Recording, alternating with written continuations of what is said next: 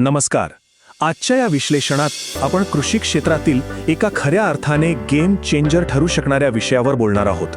केंद्र सरकारने एक असा पुढाकार घेतलाय ज्यामुळे शेतकऱ्यांचा खत मिळवण्याचा दृष्टिकोनच पूर्णपणे बदलून जाणार आहे. खतांसाठी लागणारा अमूल्य वेळ आणि मेहनत वाचवण्यासाठी आलेले हे नवीन ऑनलाईन बुकिंग ॲप नेमकं कसं काम करतं ते आज आपण अतिशय सोप्या भाषेत समजून घेऊया. चला तर मग थेट मूळ मुद्द्यावर येऊया. पूर्वीची ती परिस्थिती जर आठवून बघा. उन्हाताणात कृषी सेवा केंद्रांबाहेर तासनतास खतासाठी रांगेत उभं राहणं, किती मोठा मनस्ताप होता तो, बरोबर? पण आता हे सगळं बदलणार आहे.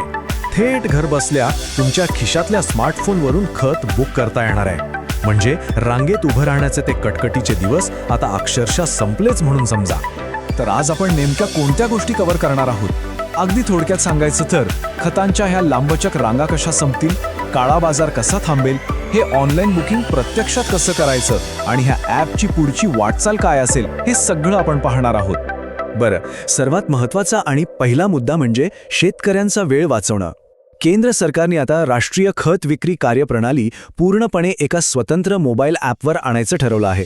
याचा थेट फायदा म्हणजे दुकानात जाण्यापूर्वीच तुम्हाला समजेल की तिथे खत उपलब्ध आहे की नाही. आता तुम्हाला प्रश्न पडला असेल की हे ॲप लगेच वापरायला मिळेल का? तर सध्या हे ॲप देशभरात एकदम लागू न करता सुरुवातीला फक्त 5 राज्यांमध्ये प्रायोगिक तत्वावर म्हणजे पायलट प्रोजेक्ट म्हणून तपासलं जात आहे. ही राज्य कोणती? तर आपला महाराष्ट्र, बिहार, उत्तर प्रदेश, गुजरात आणि तेलंगणा. इथे सध्या खूप वेगाने चाचण्या सुरू आहेत. आणि यातली सर्वात सकारात्मक गोष्ट सांगू, केंद्रीय खत मंत्रालयाच्या अधिकारी दिशा जैन यांच्या नेतृत्वाखाली आपल्या महाराष्ट्रातल्या पुणे जिल्ह्यातील अष्टापूर गावात जो प्रयोग झालाय ना, तो अत्यंत यशस्वी ठरलाय. म्हणजे बघा, हे तंत्रज्ञान अगदी तळागाळातल्या ग्रामीण भागातही एकदम सुरळीत काम करताय, हे यातून सिद्ध झालंय. आता आपण दुसऱ्या महत्त्वाच्या मुद्द्याकडे वळूया, तो म्हणजे काळा बाजार रोखणं. हे नवीन ॲप फक्त तुमचा वेळच वाचवणार नाहीये, तर वर्षानुवर्षे जो कृत्रिम तुटवडा आणि साठेबाजीचा त्रास शेतकऱ्यांना सहन करावा लागतोय ना, त्यावर हे एक थेट आणि अचूक उपाय आहे. हे कसं काम करतं ते बघा. कृषी सेवा केंद्रांवर खताचा किती साठा शिल्लक आहे हे आता तुम्हाला रिअल टाईममध्ये थेट तुमच्या मोबाईलवर दिसेल. आधी साठ्याबाबत जी काही गुप्तता असायची ती आता पूर्णपणे गायब होईल.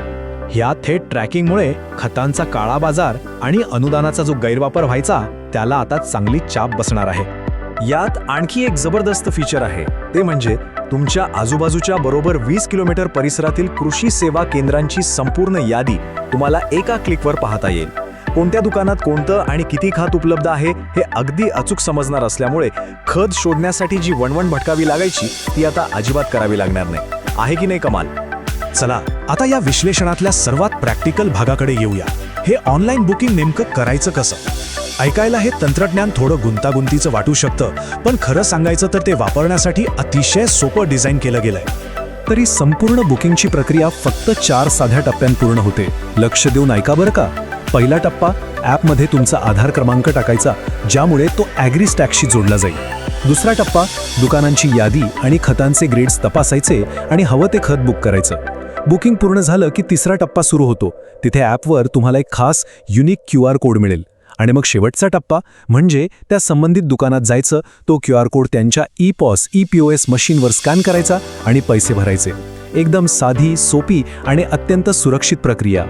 पण हो, इथे एक अतिशय महत्त्वाचा आणि कडक नियम आहे जो लक्षात ठेवणं गरजेचं आहे. एकदा का खत तुमच्या नावावर रिझर्व्ह झालं की ते ताब्यात घेण्यासाठी तुमच्याकडे फक्त 3 दिवसांची मुदत असेल. या 3 दिवसांच्या आत तुम्हाला दुकानात जाऊन रोख किंवा ऑनलाईन पैसे भरून बिल घेऊन तुमचं खत ताब्यात घ्यावं लागेल. हे यासाठी केलंय जेणेकरून खताचा साठा कोणा एकासाठी विनाकारण अडकून राहणार नाही.